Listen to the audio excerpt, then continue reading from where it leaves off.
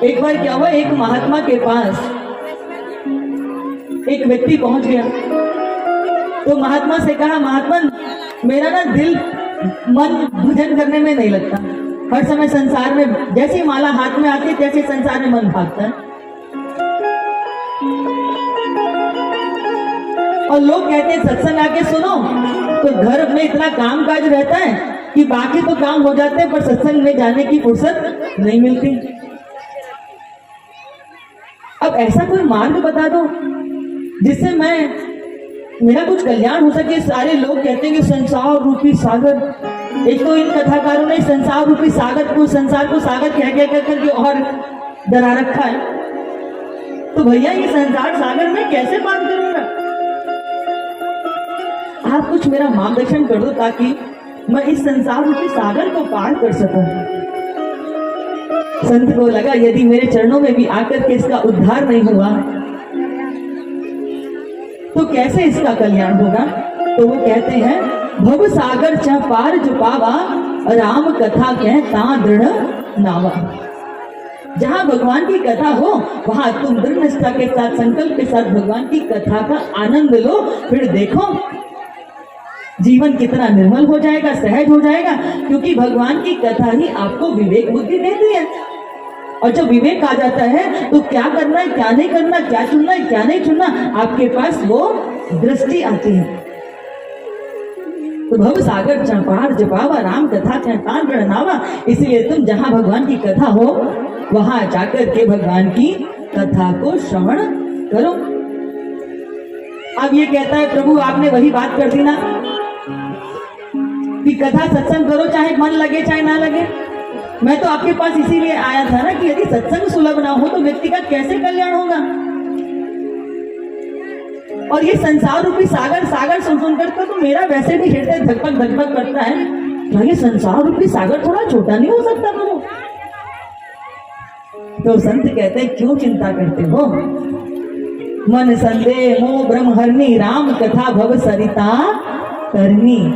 भगवान की राम कथा जो है, ये भगवान की भागवत कथा जो है, हरि का सत्संग जो है, ये तो व्यक्ति को बड़ी बड़ी नदियों को तारने की सामर्थ्य दे देता है। इसलिए चिंता क्यों करता है? ले, अब मैंने इस सागर को थोड़ा छोटा करके क्या बना दिया, सरिता बना दिया, नदी बना दी, अब तू तैर ले। लो प्रभु, ये तो आपने अजीब बात कर दी। अरे जिसे तैरना नहीं आता वो सागर क्या, वो तो तालाब में भी डूब तैरेगा तो भी डूब जाएगा। इसमें तनिक इसको और छोटा कर दीजिए। जो सागर से आप सरिता बना सकते हैं तो तनिक और छोटा कर दीजिए। तो संत कहते हैं, यह चरित्र जो गावई हरिपद पावई, तेना परहि बहु ऊपा। जो भगवान का नाम गाए, उनका चरित्र गाए, उनकी लीला का स्मरण करें तो वह भवकूप में नहीं गिरता। अब नदी को छोटा कर दिया, कुआं बना दिया। तो गुरु जी के चरण पकड़ लिए, बोले गुरुदेव नदी तालाब में डूबूंगा तो किसी की दृष्टि पड़ेगी, कम से कम कोई बचा तो लेगा। कुएं में गिर गया तो मेरी कोई आवाज भी नहीं सुनेगा। इसलिए आप मुझे दृष्टि कुछ कृपा कर दीजिए। ये नदी तालाब सागर को हटा दीजिए। तो गुरुदेव कहते हैं, कही सुनई अनुमोदन करही, ते गौपद इव भव निधि तरही।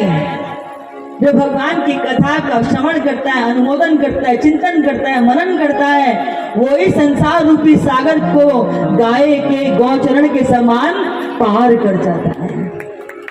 वो पार कर जाता है। तो वो चेला ना कलयुग का है, तर्क बुद्धि चलती है, तर्क वितर्क में जो पड़ा है ना उसके अंदर किंतु परंतु जरूर रहेगा। तो वो कहता है, भगवान ये बार बार पार शब्द क्यों आता है? चाहे समुद्र पार करो, नदी पार करो, कुआं पार करो, चाहे गौपद इव भव निधि तरही, ये पार शब्द की कुछ बात नहीं हो सकती? तो कहते हैं, जा मैं तेरी ये इच्छा भी पूरी करता हूं। तो नाम लेत भव सिंधु सुखाई, करहु विचार सुजन मन माई। भगवान का नाम जिब्बा पे लेने से जीव जो है भव सिंधु को पार कर जाता है, पार कर जाता है। नाम लेत भव सिंधु सुखाई, भगवान का नाम लेने मात्र से संसार रूपी सागर ये सूख जाता है और जीव प्रभु भगवान की भक्ति का आधार लेकर के इस संसार रूपी सागर को ऐसे ही पार कर जाता है। ये भगवान के नाम में बल है। इसीलिए तो कहा गया क्या कि कलयुग केवल नाम आधारा, सुमिर सुमिर नर उतरई पारा। भगवान का नाम तो कलयुग में आधार है बंधुओं। कैसे भी बज लो, कैसे भी पुकार लो। इसीलिए तो रामचरितमानस में तुलसी बाबा ने क्या लिखा है कि भाए कुभाए अनक आलसहु, नाम जपत मंगल दिसी दसहु। भगवान का नाम कैसा है? भगवान का नाम ऐसा है, चाहे प्रेम से, क्रोध से, शत्रुता से, घृणा से, आलस से, प्रमोदिता से, उमंग से, आनंद से, कैसे भी जप लो तब भी भगवान का नाम आपका कल्याण करेगा ही करेगा। वो निष्फल निरर्थक नहीं जा सकता, व्यर्थ नहीं जा सकता। यहाँ भगवान विष्णु जो है गजेंद्र का उद्धार करने के लिए गरुड़ पर बैठ करके चल दिए हैं बंधुओं। और गरुड़ जो है उनको लेकर के जा रहे हैं। गजेंद्र का पैर ग्राह पकड़ करके उनको जलाशय की ओर खींच के लेके जा रहा है। तभी किसी सूंड रह गई है। भगवान ने अपने सुदर्शन चक्र से ग्राह का उद्धार किया है और एक हाथ से गजेंद्र की सूंड को पकड़ करके जलाशय से बाहर निकाला है। बोलिए गजेंद्र उद्धारक भगवान। बंधुओं, यहाँ एक मन में प्रश्न उठता है कि भगवान ने गजेंद्र का उद्धार किया कि ग्राह का उद्धार किया? और देखा जाए तो गजेंद्र से पहले ग्राह का उद्धार किया। कहने का अभिप्राय यह है कि भगवान जिसे अपने हाथ से जीवन दान देते हैं उस पर तो कृपा होती है, लेकिन भगवान जिसका जीवन अपने हाथों से ले लें उस पर भी तो भगवान अपनी कृपा करते ही करते हैं। यहाँ ग्राह का भी उद्धार हुआ है और गजेंद्र का भी उद्धार हुआ। इसलिए ये कथा, ये प्रसंग हमें दृष्टि देती है कि जीवन में कुछ भी पालो, चाहे रूप, पद, प्रतिष्ठा, कुछ भी पालो, परंतु अहंकार मत करना। ये कब तुम्हारे पास है, कब विदा हो जाएगा, कब ये शरीर का अहंकार लेके ढूंढ रहे हैं, कब ये मिट्टी में मिल जाएगा, कुछ पता नहीं है। आप देखो, व्यक्ति जब तक जीवित रहता है नाम के पीछे, मेरा नाम हो जाए, नाम हो जाए, नाम हो जाए। अभी शरीर छूट जाए 2 पल नहीं लगेगा स्वर्गीय लगने में। फिर कोई पूछेगा क्या? जब जन्म होता है तो बालक के अंदर कितना वजन होता है बताइए जरा? 2 किलो, 2.5 किलो, अधिकतम यदि हष्ट पुष्ट स्वस्थ बच्चा पैदा होगा तो 3-3.5 किलो वजन। और जब ये पंच भौतिक तत्वों में विलय होता है तो जो शरीर की हाड़ मांस राख बचती है तोल लीजिएगा, उसमें भी इतना ही वजन होगा, इससे ज्यादा नहीं होगा। अलग दिखूं, शाही दिखूं, सुंदर मेरा राग हो, मेरे वस्त्र हो, आभूषण हो, ऐसा ही रहता है ना। और जैसे ही आत्मा निकली भीतर से तैसे ही 2.5 मीटर आपका कफन, आपका वस्त्र बन जाता है, हो जाता है ना। इसे सब कुछ करिए पर जीवन की सत्यता को कभी भी किसी पल भी मत भूलिए। जब भी अहंकार मन में आए तो जरा झांक करके देख लीजिए कि आने वाला जो स्थितियां क्या हो सकती है। इसलिए कलयुग में यदि जीव उद्धार चाहता है तो फिर जीवन में, अपने जीवन में साधना कीजिए, भजन की साधना कीजिए, नाम की साधना कीजिए। अगर कुछ नहीं होता है तो कोई बात नहीं, नाम ले लीजिए। लोग कहते हैं भैया मंदिर जाने का फुर्सत नहीं मिलती, तो मैंने कहा क्यों मंदिर में जाके भजन करना चाहते हो? मंदिर में जाओ, प्रभु को प्रणाम कर लो जब अवसर मिल जाए। घर में भोजन बनाते हो, आटा गूंथते हो, झाड़ू लगाते हो, बुहारी लगाते हो, बच्चों को सुलाते हो, जो भी काम कर रहे हो, भजन करने के लिए किसने रोका है? अंदर भजन चलने दीजिए, सारे काम कीजिए। भजन करने वाले व्यक्ति के पास बहाने नहीं होते। अब व्यक्ति किसान यदि खेत में काम कर रहा है तो कितना सुंदर भजन हो सकता है। दुकान पर बैठा है, जब ग्राहक नहीं है, ग्राहक भी है तो अंदर चलने दो ना भजन को, किसने रोका है? इसलिए भजन आप जब चाहे तब कर सकते हैं, लेकिन कैसा भजन? वो 1 माला 2 माला हो गई भजन, ये वाला नहीं। ऐसा भजन जो जिंदगी में एक बार आ जाए तो छूटे ही नहीं। वो जो एक कहावत है ना कि जाम पर जाम पीने से क्या फायदा, रात को भी सुबह को उतर जाएगी। अपने सतगुरु से तू ऐसी नेह की नजर मिला, सारी उम्र नशे में गुजर जाएगी। पीना है तो ठाकुर के नाम का पियो, गुरु के नाम का पियो। एक बार चल जाए तो जिंदगी में उतरे ना। वो नशा नहीं, वो नशा नहीं जो पी करके तुम सड़कों पर इधर उधर गिरते डोलते पड़ते हो, वो नहीं। ये नशा आपको बेहोश नहीं करता, ये आपको होश में लेकर आता है। इससे जीवन में ऐसा नाम कि नाम तुम्हारी नानिका चढ़ी रहे दिन रात। कैसा भजन करना है, आइए हम दर्शन करते हैं कि कैसा भजन करना है। दोनों हाथ आगे प्रेम से।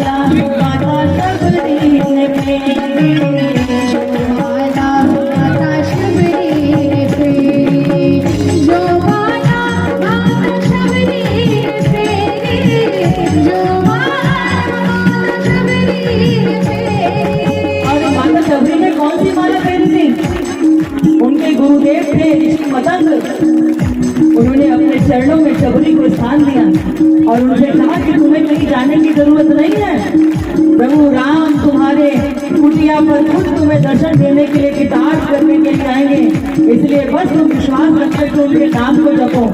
और शबरी ने कौन सा नाम जपा?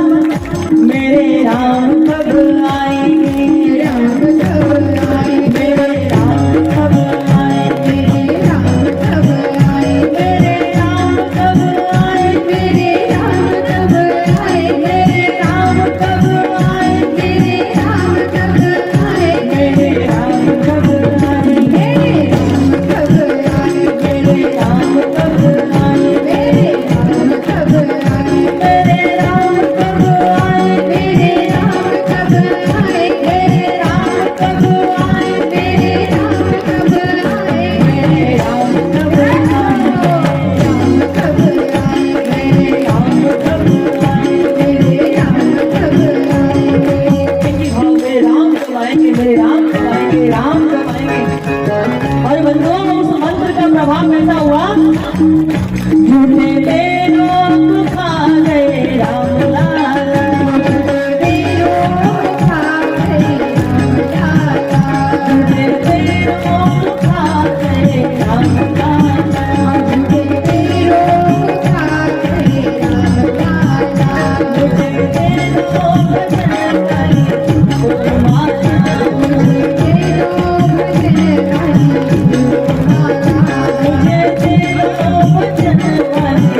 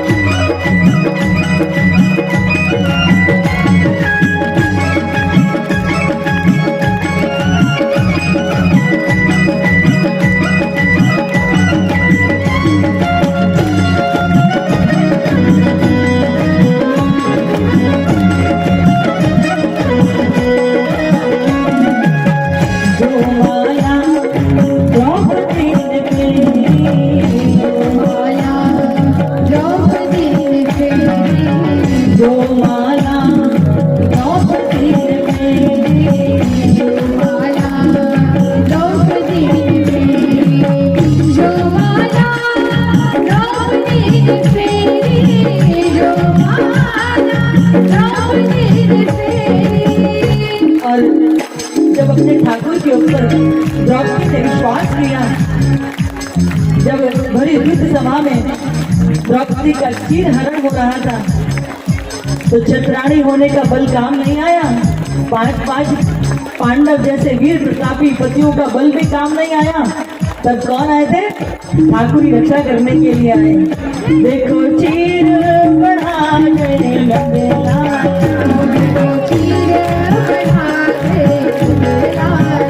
देखो चीर बढ़ा गए गोपाला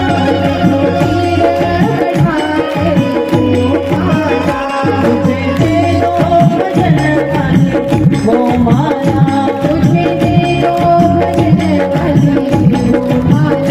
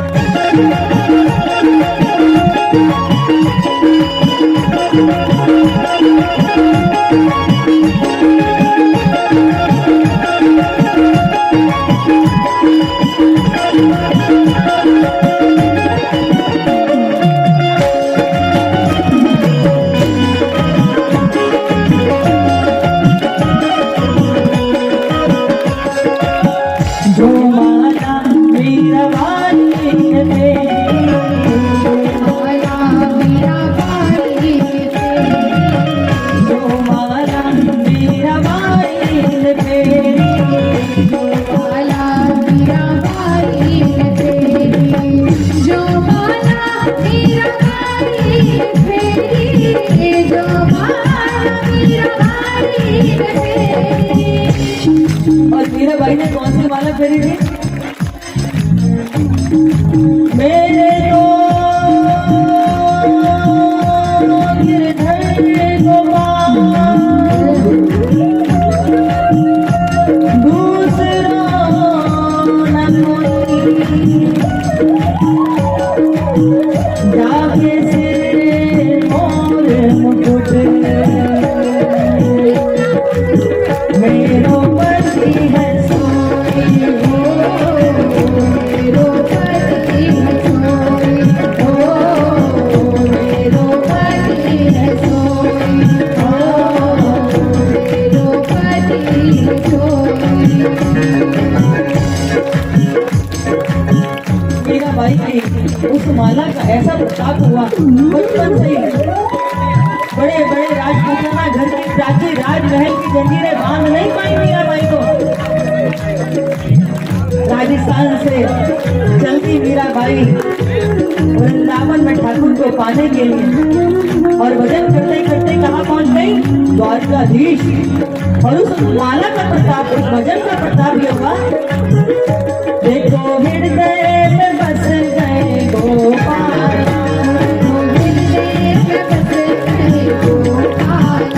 देखो हृदय में बस गए गोपाला हृदय में बस गए गोपाला मुझे दे दो भजन वाली वो माला मुझे दे दो भजन वाली वो माला।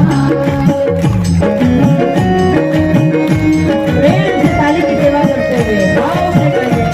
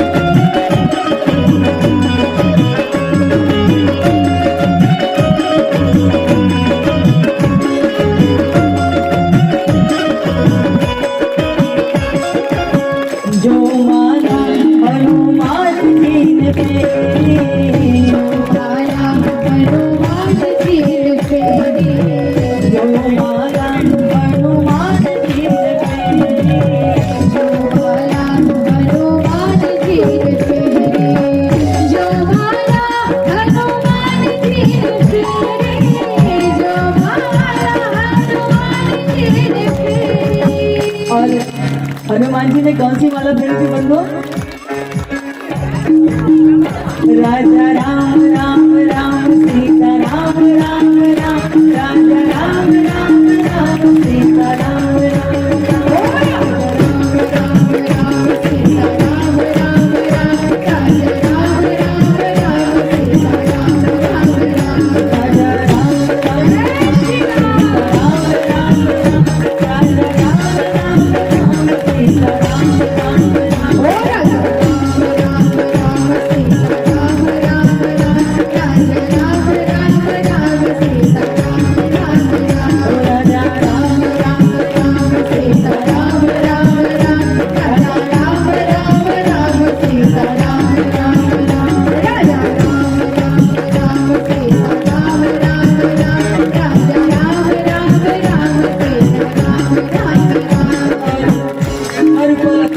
प्रभु राम और सीता जी को जब बसाया और उनके नाम का आधार लिया तो उस नाम का प्रताप क्या हुआ?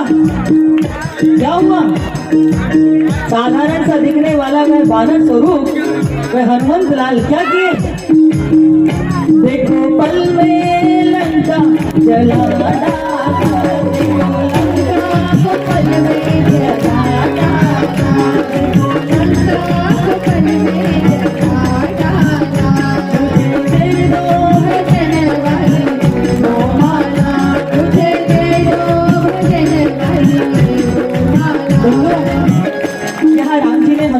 जला हनुमंत लाल आप तो बड़े वीर हैं, प्रतापी हैं, बड़े योद्धा हैं, महारथी हैं, आपने रावण की लंका को जला दिया।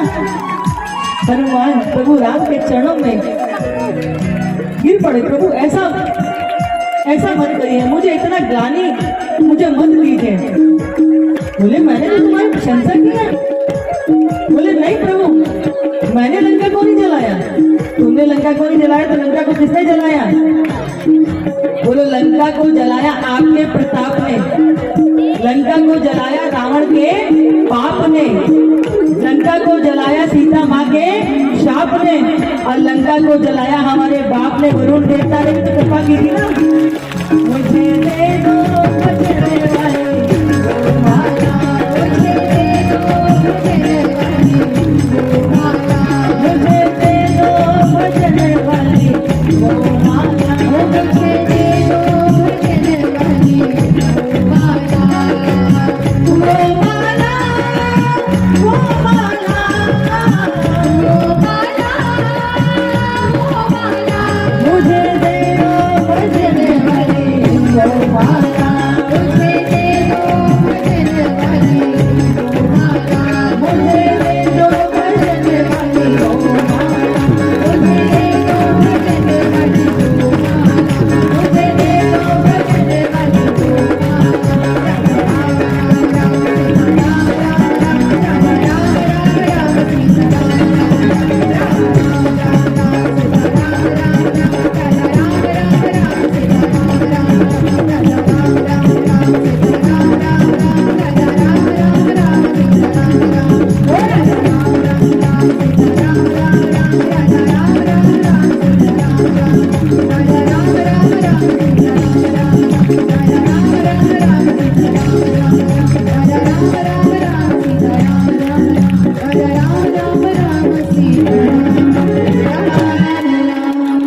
बोले भागवत भगवान जय।